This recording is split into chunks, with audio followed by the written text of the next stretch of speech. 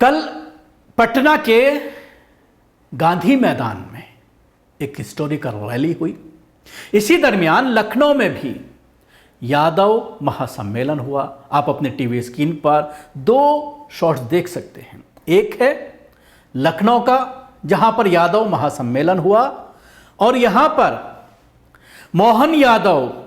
जिनको इस्तेमाल करने के लिए मध्य प्रदेश में मुख्यमंत्री का पद दिया गया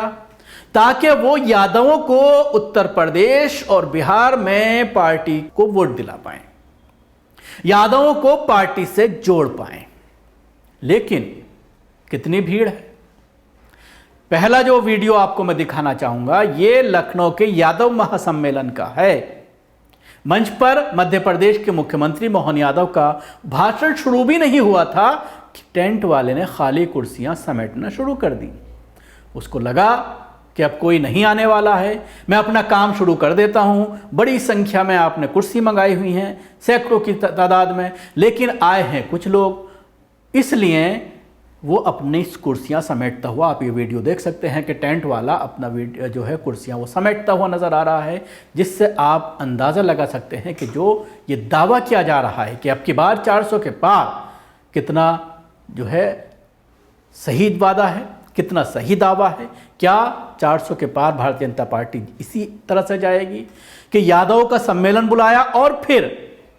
दूसरी बात, शाम के वक्त तमाम चैनलों में एक तरफ तो सम्मेलन दिखाया गया इंडिया गठबंधन का, और दूसरी तरफ इस यादव महासम्मेलन का जिक्र करते हुए यह कहा कि मोदी ने तुरुप का पट्टा लगाया है और अब यादव भारतीय जनता पार्टी से जुड़ गए हैं। अब वो यादव जो है अखिलेश यादव को या कांग्रेस को वोट नहीं देंगे। और उसके बाद इसको तुरुप का पत्ता दिखा करके मोदी की तारीफें,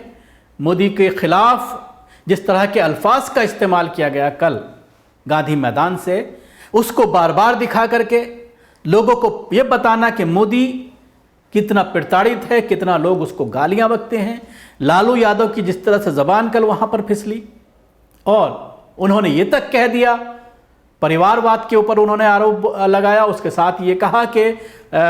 मोदी का कोई परिवार नहीं है। हालांकि आज उसको लेकर के एक बड़ा अभियान भारतीय जनता पार्टी के जरिए चलाया गया है। एक रैली के दरमियान मोदी ने सबको अपना परिवार बताया, और उसके बाद तमाम भारतीय जनता पार्टी के जो नेता हैं, खासतौर से अमित शाह और उसके अलावा और कैबिनेट के जितने भी लोग हैं, उन्होंने अपनी बायो चेंज कर दी है। अपना जो ट्विटर का जो अकाउंट है उसमें ये कहा है कि परिवार, मोदी का परिवार, उसमें तमाम लोगों ने चेंज करके ये बताने की कोशिश की है कि हम मोदी का परिवार हैं।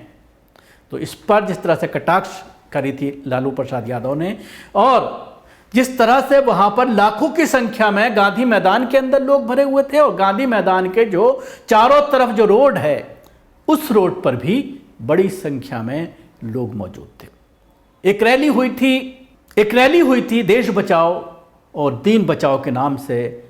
All India Muslim personal law board के जो जनरल सेक्रेटरी थे मौलाना वली रहमानी, मरहूम मौलाना वली रहमानी, उस रैली का, उस प्रोग्राम का, उस कॉन्फ्रेंस का मैं खुद गवाह बना था। उस वक्त भी यही हालात थे कि पूरे पटना में किसी भी होटल पर खाना नहीं मिल रहा था, और इसी तरह की वहाँ पर जो है लोग मौजूद थे। इस रैली में भी तकरीबन इसी तरह का मंजर नज़र आया। हालांकि मेन स्ट्रीम मीडिया ने रैली के जो है बड़े शॉट्स नहीं दिखाए, वहाँ पर कोई जम्मू जेट नहीं लगाया गया, या फिर इसके साथ ही ड्रोन कैमरे के जो शॉट्स थे वो भी दिखाने की कोशिश नहीं की गई मेन स्ट्रीम मीडिया के, बल्कि इस रैली को फ्लॉप बताने, लालू प्रसाद यादव ने जो बात कही उसको लेकर के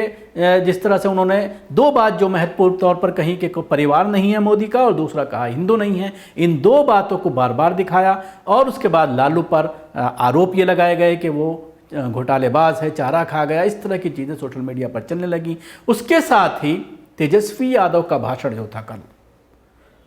उसकी तारीफ तमाम लोगों ने की, और ये कहा कि ये अब पूरी तरह से मंझे हुए नेता बन गए हैं। आपने देखा मंच पर राहुल गांधी भी अच्छा बोले, अखिलेश यादव भी अच्छा बोले, और अखिलेश यादव ने कहा कि 80 सीटें उत्तर प्रदेश की और 40 सीटें बिहार की हम जीतने जा रहे हैं। 120 सीटों पर भारतीय जनता पार्टी का पूरी तरह से सफाया होने जा रहा है। इन्हीं तमाम बातों की वजह से यादव सम्मेलन उसी दिन रखा गया, खासतौर से उत्तर प्रदेश के लखनऊ में, और यादव मुख्यमंत्री को बुला करके मध्य प्रदेश के ये बताने की कोशिश की गई, ये मैसेज देने की कोशिश की, और मीडिया को यह हुक्म हुआ, गोदी मीडिया को यह हुक्म हुआ कि इसी पर आपको बात करनी है और इसको बड़ा दिखाना है कि किस तरह से यादव अब इकट्ठा हो गए हैं और भारतीय जनता पार्टी को वोट देने वाले हैं। लेकिन अब सवाल यह है कि क्या अखिलेश यादव और तेजस्वी यादव अपने यादव वोटों को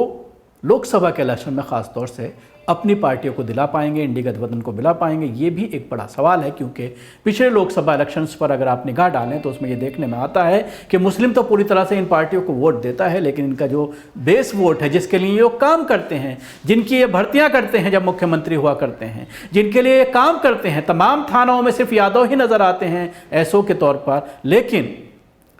जब वोट देने की बात आती है तो लोकसभा में इनका अपना ही वोटर जो है वो खिसकता हुआ नजर आता है और भारतीय जनता पार्टी को वोट देते हुए नजर आते हैं।